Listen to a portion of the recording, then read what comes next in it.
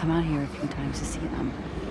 They stay in those old machine buildings and they come out every night like someone's ringing a dinner bell, right? When it's morning, they go back inside and what, hibernate? You mean you never went down there to see? Aha. No. One time I got way too close and a dozen of them started chasing me. Sony has some large shoes to fill with their PS4 exclusives going forward. After the massive success of God of War and Spider-Man, fans have some really high expectations, which no doubt puts pressure on developers to deliver experiences like no other. I had a love-hate relationship with Days Gone during my time with the game. There were moments where I sat back with my eyes and mouth wide open, shocked at just what I was seeing, and other moments where I just wanted it to end. Camp? Yeah. Where? Show me. Where? I'll go. Days Gone is a long game, clocking in at over 50 hours of game time on my first playthrough, and while the game has some intense moments, these are few and far between, making the padding of the experience rather dull.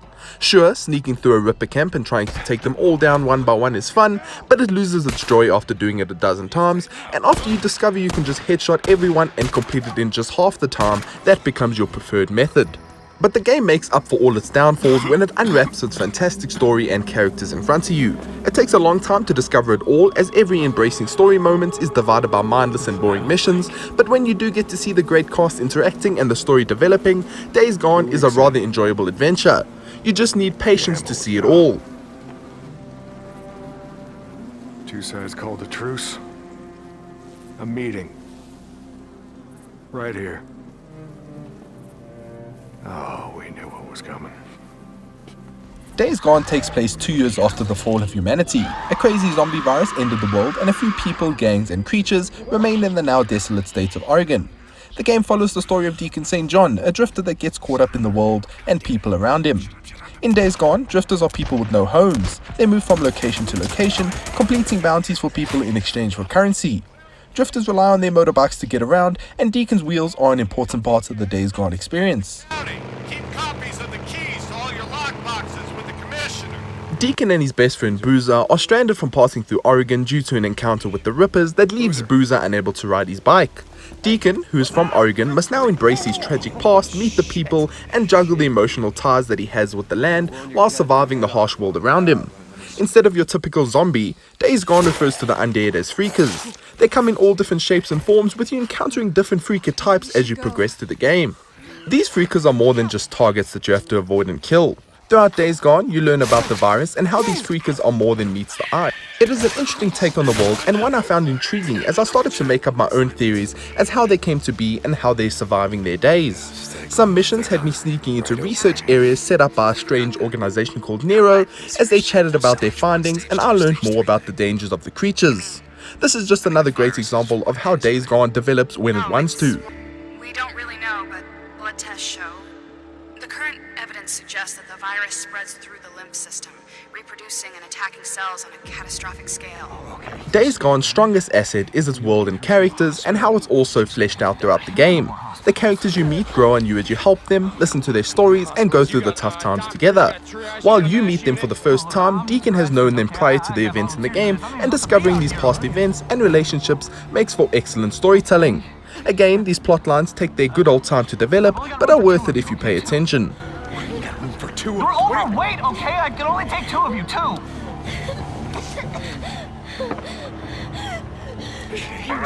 Come on, help me, come on. Throughout the game, you will take on various storylines for people and encampments across Oregon.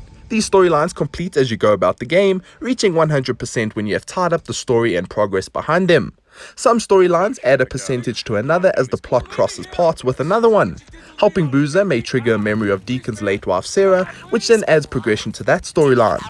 It is an intertwining collection of events that does a great job of expanding the excellent story in Days Gone.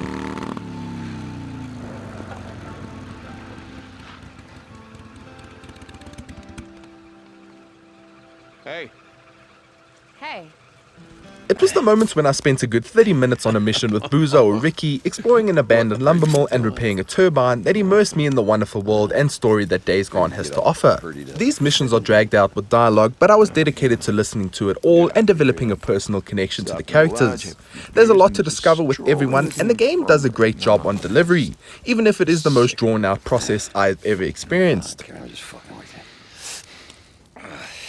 Hey, Deke. Mike said he'd kill you if he ever saw you again. The cinematics is where the gold is found in Days Gone. These cutscenes are done beautifully with great voice work, animation, and facial expressions. These deliver the most passionate and intense story arcs in the game. Sitting back and watching Big Mark make a speech about something good Deacon did was heartwarming, and watching Boozer's emotional side peek through every so often was charming too. We need everyone. I mean everyone who is willing to be here, who is willing to work, who is willing to help us rebuild. Days Gone's gameplay is a true open-world masterpiece, and you spend a lot of time out in the wilderness, so it had to work. The game relies heavily on survival-like gameplay mechanics that sees Deacon explore abandoned houses, factories, and even search car boots for materials to use in crafting. This includes throwable weapons like Molotovs and attractors, and even melee weapons like a giant bat with a saw blade strapped onto it. Getting around the game is all about your motorbike, and Deacon can upgrade it using credits you earn by turning in bounties, selling meat from hunting, and completing objectives for people in the camps. Fast traveling is possible, but it uses gas, which is limited and runs out as you drive around. Luckily, you can find gas stations around the map and use gas canisters to refill your tank, but it still runs out at the most inconvenient times. I became a master of plotting out my journey by fast traveling to a nearby gas station, driving there, refilling, and then fast traveling to the destination at the bottom of the map. You can also refill at camp, but it costs you and adds up after a while. Deacon is no killing machine, and the world truly does come for you. Freakers are weak when you fight them in a small group, but the game's horde system is a deadly threat that I had to keep my eyes open for throughout the whole game. Freakers walk about in massive hordes of over 100. They're all fast and agile, so alerting them would mean trouble. The game needs you to kill them often as they're in the way of your character upgrade or just get in the way of your current objective. You can, however, avoid them if you're lucky. Crouching in bushes to avoid their sight, making little to no sound, and using distraction items to lure them in the opposite direction is the key to survival.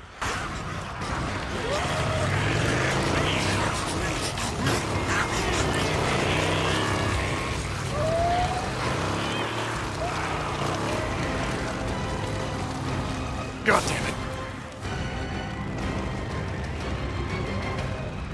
There was nothing more stressful than bumping into 200 freakers while low on gas, only for it to run out and force me to climb up a water tower for safety. I then realized I had the advantage and tossed a load of Molotovs at them, destroying most of the horde. I climbed down and finished them off with a spiked bat. It was moments like this that turned the game's intensity to the max and had me grinning from ear to ear.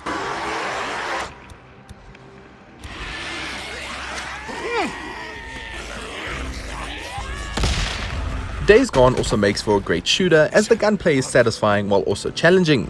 Deacon often gets asked to clear camps of rippers, who are crazy fanatics with scarred bodies and jelly for brains. Most missions give you the freedom to sneak in or go in guns blazing. Of course, your loadout makes a big difference here, and prepping the right item is your key to achieving your goal. Silencers on your pistol, throwing stones to lure enemies to you, and timing your rolls from bush to bush will help you go the silent route. If you opt for the guns blazing, then you need a lot of ammo, Molotovs, medkits to apply on the fly, and a keen eye to take down the enemies as fast as possible. Deacon is no machine, and he will die in a few shots. Taking cover and making use of Deacon's focus shot ability is vital to winning a gunfight against loads of enemies.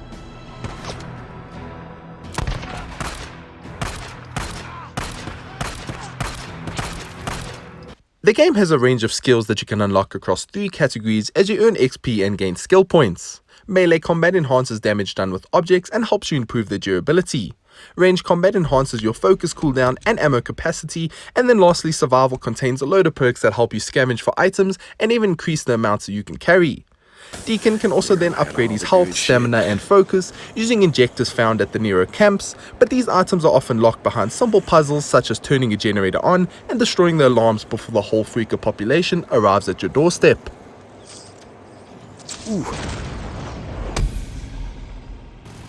Then we have the beautiful world of Days Gone, and boy is it something to marvel at. Dynamic weather affects your bike, the day and night cycle changes frequent behavior and the mount that you find, and the world adapts around you if the seasons are changing.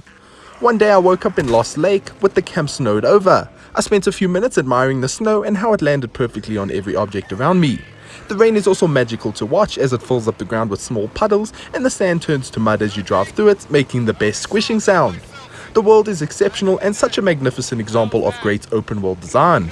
I did expect more when it came to the world's activities. Random things do happen, like saving the odd captive from rippers and freakers killing them, and bears and wolves, which are both infected and healthy, chasing me down to kill me. But other than that, these random world events left me disappointed. The most you will do is burn a load of freaker nests, run away and wait for them to come running out, then you mow them down with a machine gun.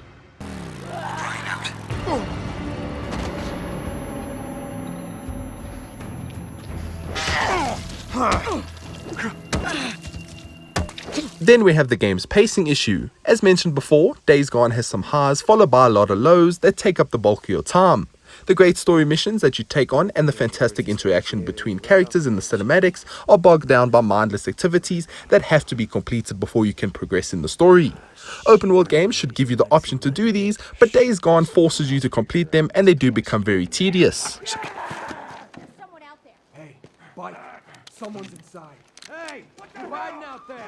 Sit in your pants. Come on now. These padding missions try hard to develop a story into the game, but they are nothing more than Deacon heading to a point, killing someone or emptying a camp of marauders, then heading back to turn it in. The person you are killing might have a name, and Deacon may pretend to know him from his past, but you don't, and the game does not try to make the kill seem like it has any importance to the narrative. It takes too long to get to the meat of the game, and when you've taken a bite, it is then pulled away from you again until it comes around an hour later. The in-between moments are enjoyable for a couple hours, but dry out after 25 hours of experiencing the same highs and lows. But even with its snail-paced plot, Days Gone manages to deliver a truly chilling open-world experience. The locations are fantastic to explore, the enemies are deadly and frightening, the hordes get your heart racing, and the lands are teeming with secrets. While the story takes a while to get going and longer to get to the point, the journey is fun and if you persevere, rewarding. The unforgettable characters and Days Gone's brilliant world is enough to make up for the lack of excitement that arrives too often.